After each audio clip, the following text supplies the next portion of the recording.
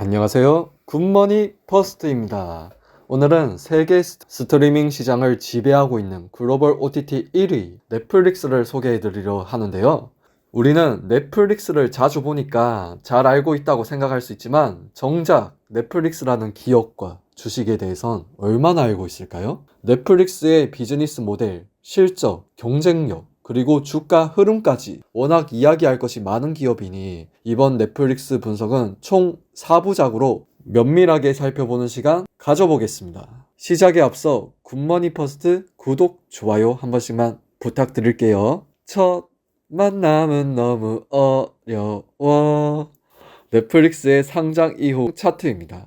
지금의 주가가 오기까지 크고 작은 우여곡절이 있었는데요. 넷플릭스는 지금 또 OTT 1위긴 하지만 21년 당시에는 누구도 넘볼 수 없는 스트리밍 시장의 절대 강자로 군림하며 2021년 주가가 700달러를 돌파했습니다. OTT 시장이 폭발적으로 성장하면서 넷플릭스의 구독자 수와 수익도 빠르게 증가했고 시장에서는 넷플릭스는 멈추지 않는다 라는 분위기까지 형성됐죠. 하지만 상승세는 오래가지 않았습니다. 2022년 초 넷플릭스가 발표한 1분기 실적에서 가입자 수가 무려 20만 명 감소했다는 충격적인 소식이 전해졌습니다. 이게 왜 충격적이냐면 단순히 20만 명이란 사람이 줄어든 게 문제가 아니라 가입자 수가 줄어든 건 10년 만에 처음이었고 시장에서는 넷플릭스 성장 둔화에 대한 우려가 커졌습니다. 그 결과 700달러였던 주가는 단 8개월 만에 170달러까지 폭락, 고점 대비 무려 75%를 하락하였습니다. 그 당시 주가 분위기는 완전 공포였을 테지만 지금은 그때의 주가에서 무려 500%나 다시 올랐네요. 그렇다면 넷플릭스는 과연 어떻게 이 위기를 헤쳐나갔을지 궁금하죠?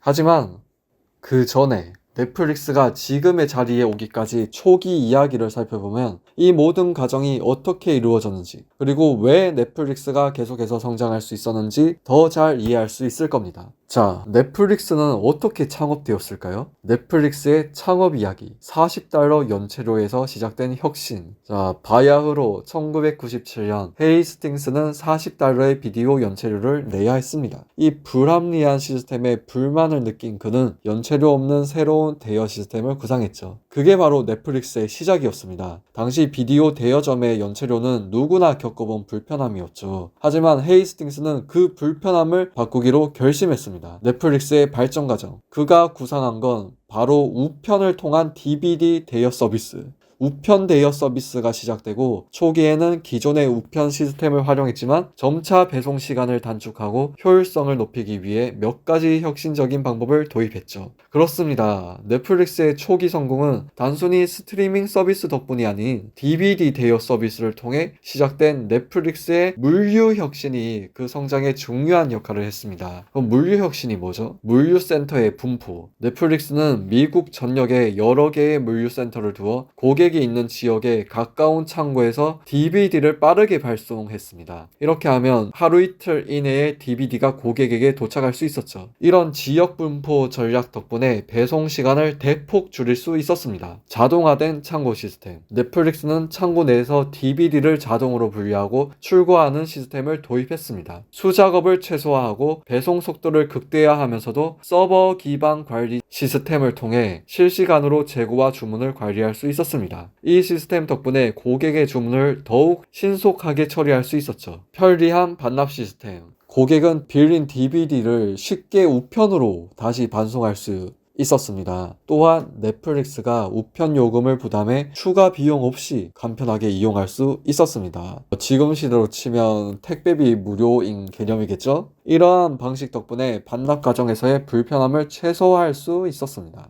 당시 비디오 대여점에서는 영화나 드라마를 빌리려면 직접 매장을 방문해야 했고 반납도 마찬가지로 일일이 지점을 찾아가야 하는 불편함이 있었습니다. 하지만 넷플릭스는 우편 대여 서비스를 도입하면서 집에서 클릭 한 번이면 원하는 DVD를 받고 반납도 언제든지 우편으로 간편하게 처리할 수 있는 시스템을 구축했습니다. 이 혁신적인 방식 덕분에 넷플릭스는 빠르게 성장할 수 있었고 더 나아가 2007년에는 고객이 더 빠르고 편리하게 영상을 볼 방법이 없을까? 라는 고민 끝에 지금의 스트리밍 서비스로 자연스럽게 전환하게 된 거죠. 기술 전환기, 스트리밍 서비스의 시작. 자, 넷플릭스는 먼저 기존 DVD 구독자들에게 무료로 스트리밍을 제공하며 변화를 시도했고 2008년에는 DVD와 스트리밍 요금제를 분리하는 대담한 결정을 내리죠. 그리고 2010년 캐나다의 첫 해외 서비스를 개시하면서 넷플릭스의 글로벌 확장이 본격적으로 시작됩니다. 지금 넷플릭스는 전 세계 190개국에서 서비스를 제공하는 글로벌 OTT 공룡으로 자리 잡았습니다.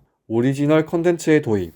2013년 넷플릭스는 하우스 오브 카드라는 오리지널 콘텐츠를 제작하며 콘텐츠 제작의 새로운 시대를 열었습니다. 이 드라마는 시청자 데이터를 분석해 캐스팅과 연출을 결정했으며 한 시즌을 한 번에 공개하는 방식을 최초 도입했습니다. 당시 제작비는 1억 달러, 한화로 1200억, 1300억 정도 되겠죠. 그 투자로 넷플릭스는 콘텐츠 혁신의 선두주자가 되었습니다. 글로벌 확장 전략. 넷플릭스는 2025년 현재 190개국에서 서비스를 제공하며 글로벌 OTT 시장을 지배하고 있습니다. 그 성공의 비결은 현지화 전략, 기술 혁신, 그리고 파트너십에 있습니다. 현지화 전략. 넷플릭스는 각국의 문화와 취향에 맞는 콘텐츠 제작을 통해 현지 시장에서 큰 인기를 끌었습니다. 예를 들어 한국의 오징어 게임은 전 세계적으로 큰 성공을 거두며 넷플릭스의 글로벌 입지를 강화했죠. 기술 혁신. 넷플릭스는 4K와 HDR 지원을 통해 고화질 콘텐츠를 제공하며 인터랙티브 콘텐츠 개발에도 앞장섰습니다. 이는 넷플릭스를 기술적으로도 선도하는 플랫폼으로 만들었습니다. 파트너십. 넷플릭스는 스마트 TV 제조사들과의 협력을 통해 사전 설치된 넷플릭스 앱을 제공하며 더 많은 사용자들에게 쉽게 접근할 수 있게 만들었습니다. 앞서 이야기한 성공 요인들을 기반으로 이제 넷플릭스의 비즈니스 모델과 경쟁력에 대해 더 구체적으로 살펴볼 차례입니다. 넷플릭스는 어떻게 현재도 지속적인 성장을 할 수 있을까요? 우선 넷플릭스 비즈니스 모델의 3대 축을 살펴보겠습니다. 비즈니스 모델의 3대 축. 구독 경제. 넷플릭스는 월 정액 무제한 스트리밍 서비스로 예측 가능한 수익 구조를 구축했습니다.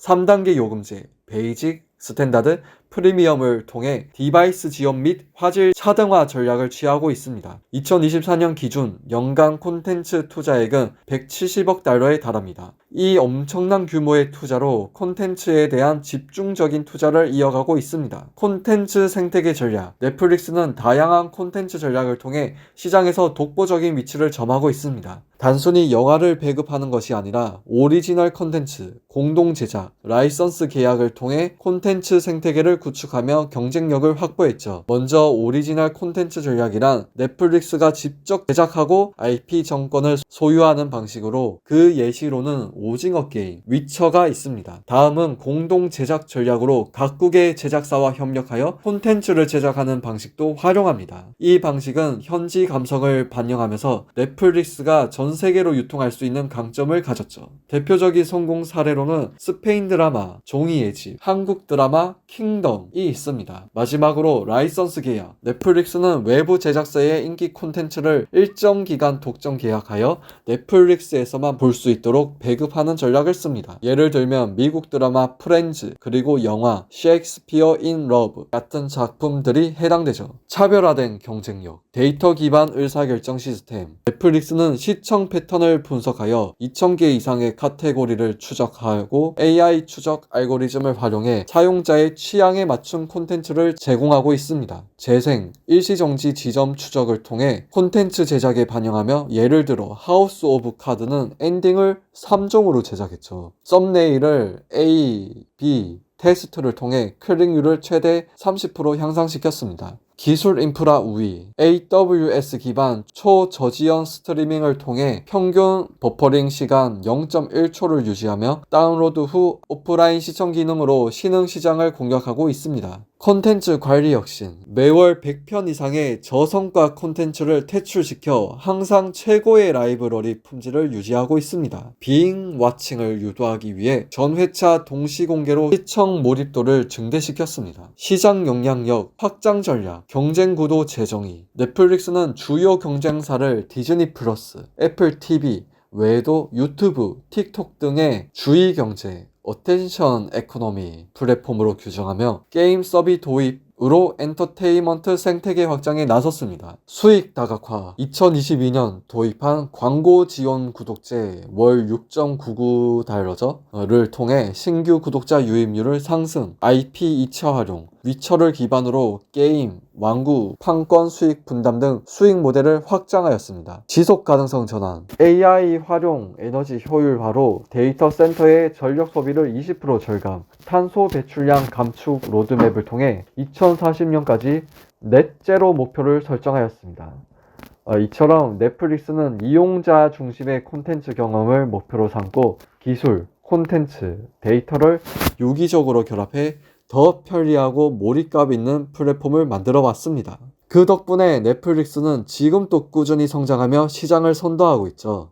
2025년 기준 전통적인 미디어 기업들보다 무려 34배 높은 PER 비율을 기록하며 투자자들의 기대를 한몸에 받고 있습니다. 하지만 불과 몇 년 전만 해도 상황은 달랐는데요. 넷플릭스는 한때 심각한 위기를 겪었는데 무슨 일이 일어났던 걸까요? 승승장구하던 넷플릭스에게 경쟁자들이 출연하다. 넷플릭스는 2010년대에 독보적인 1위로 자리매김하며 글로벌 OTT 시장에서 아무도 넘볼 수 없는 지배적인 위치를 차지했습니다. 그러나 2019년쯤 들어서면서 OTT 시장이 폭발적으로 성장하면서 넷플릭스를 따라잡으려는 강력한 경쟁자들이 속속 등장하기 시작하는데요. 디즈니, 애플, 아마존 등 거대 기업들이 OTT 시장에 뛰어들며 넷플릭스의 독주 체제는 흔들리기 시작했죠. 넷플릭스는 더 이상 압도적인 1인자가 아닌 치열한 경쟁 속에서 살아남아야 하는 상황에 놓이게 됩니다.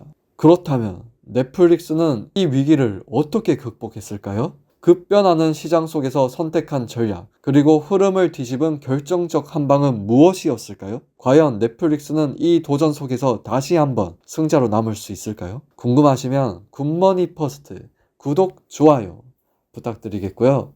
2편에서 이어나갈게요.